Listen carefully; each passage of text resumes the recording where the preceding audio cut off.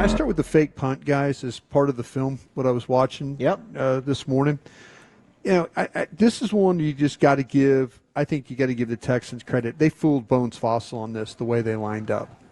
They gave him an 8-man look like they were going to go after the punter, and they actually left the middle of the defense open. So they put 4 on one side, 4 on the other, kept the center free. You could kind of line up. You can't line up directly over the center, but they really had a big gap between the two. Okay. A gap. Big gap. Big old gap. And so what happened was that once they saw we saw that Wanye Thomas as the personal protector was going to go through the middle of the defense and then just catch the ball on the other side, and then they would be in the clear. But like I said, they fooled Bones Fossil on that. They had the 8-up look. What they did was at the snap they dropped Minchie, the wide receiver who plays on special teams. He was on the right side.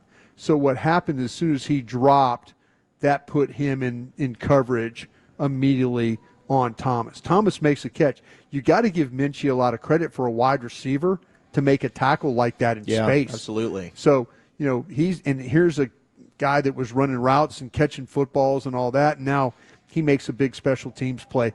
But they fooled the Cowboys on that one. They tricked the Cowboys into thinking that they were going to have the middle of the field open, and it really wasn't. They dropped when Minchie dropped. That the play should have been off, but it was too late for that. Cooper Rush's interception. This was one that might have been a mistake by Rush for not throwing the slant earlier in the game to CeeDee Lamb, and Ferguson, and I need to kind of ask some further questions on this, and I'll ask you guys this because we remember the play. But if they're going to try and run the slant with Lamb, and Rush, or like I said earlier in the game, didn't throw him one, and you could tell that Lamb was kind of distracted by that, and so maybe this was one of those times where it was like, okay. They had Tolbert running the drag, which would have been an open play. I mean, he's wide open on the play. But here's Rush. He's going to try and fit that slant. This is the question I have, and I need to ask somebody over in the organization. This is right before, Ferguson runs a flat route or going towards the bench, and as he's running the route, it carries his man into the route. The very next play, Ferguson comes out.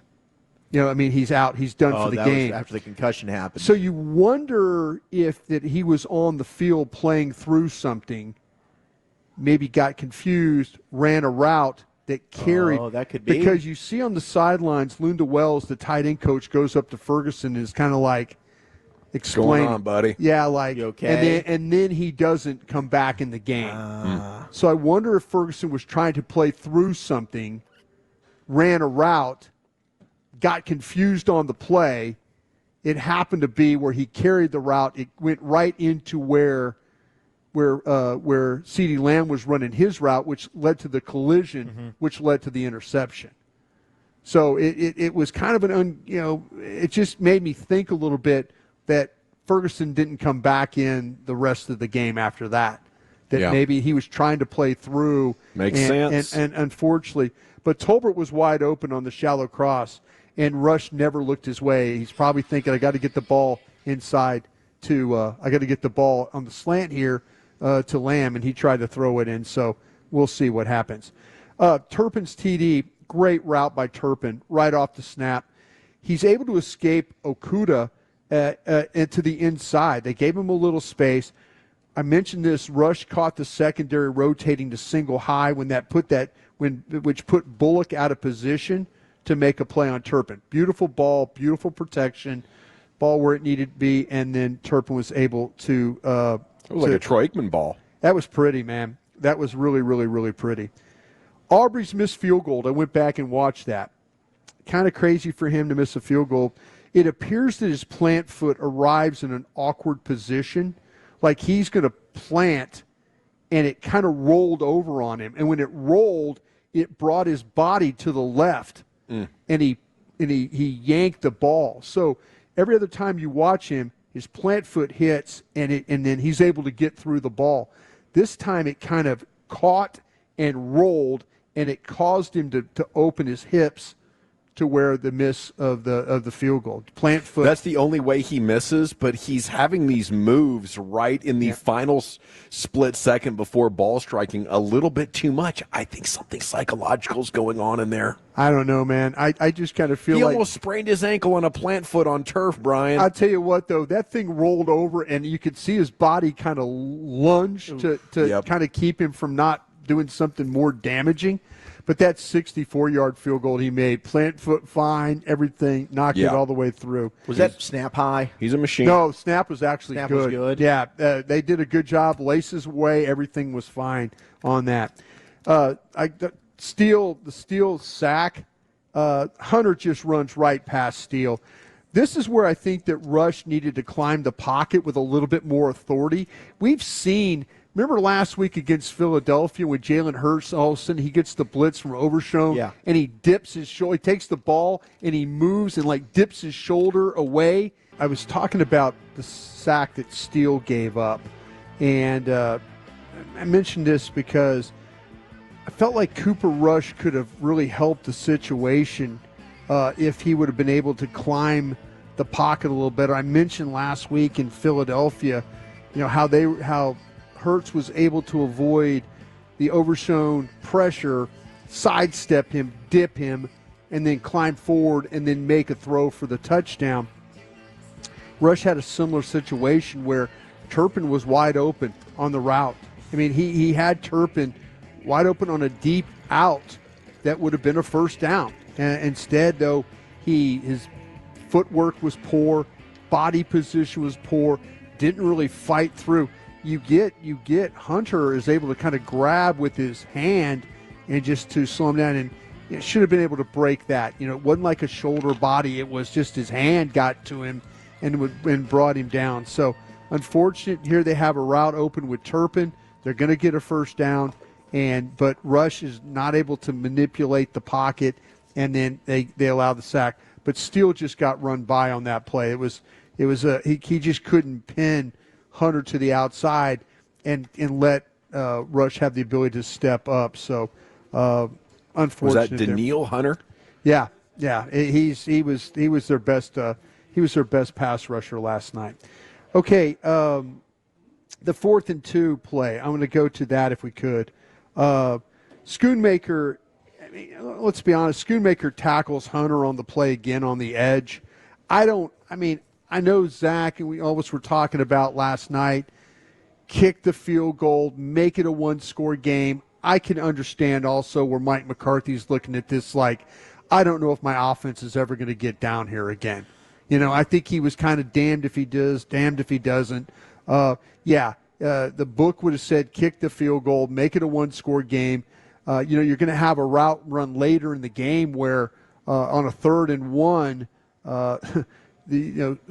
Stroud throws the ball so badly, and Butler has a chance. I think if that's I think if it's Bland out there or corner, that's probably a pick six coming the other way. So then you kick the field goal, maybe you get the opportunity to get the ball back through a turnover the way how bad Stroud threw it.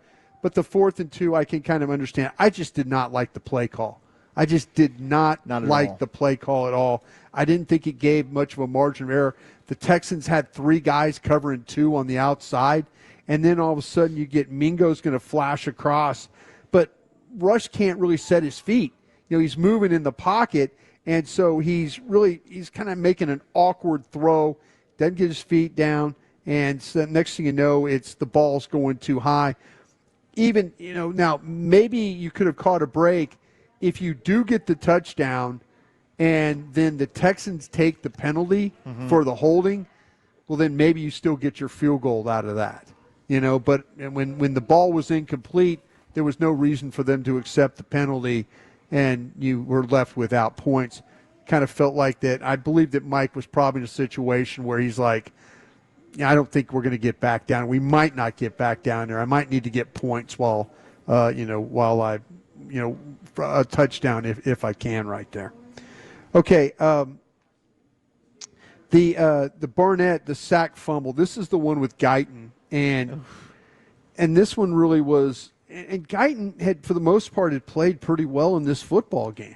He had done some good things, but Barnett just beats him around the edge. He can't push Barnett past Rush as he reaches out with his right hand.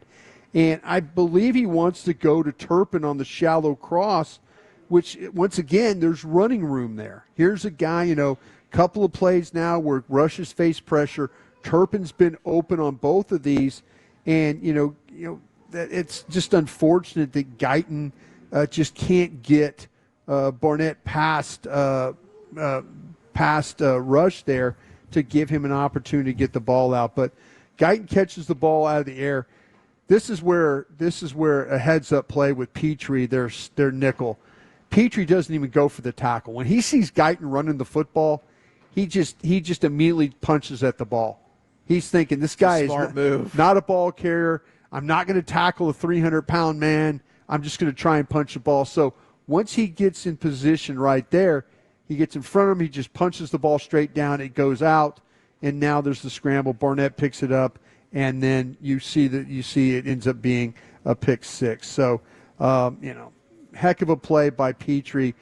Guyton just kind of reacting to the ball, just following the ball in those situations. We've seen twice now where they've had problems with this. Yeah. They've had problems with that. So, yeah, just unfortunate right there. Not in the offensive lineman skill set. No, not the skill set. Not a skill set at all right there. Scan as you're getting the ball.